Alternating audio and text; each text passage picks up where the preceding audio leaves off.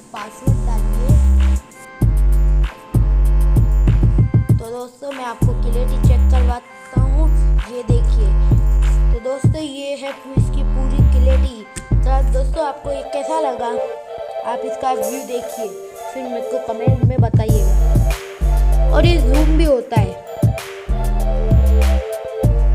मैं इसको जूम करता हूँ।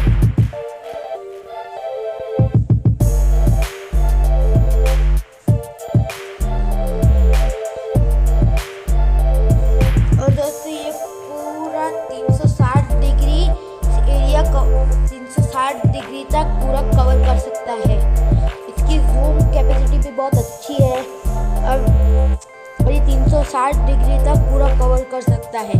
देखिए अभी मैं आपको बताता हूँ, 360 डिग्री तक पूरा कवर कर सकता है।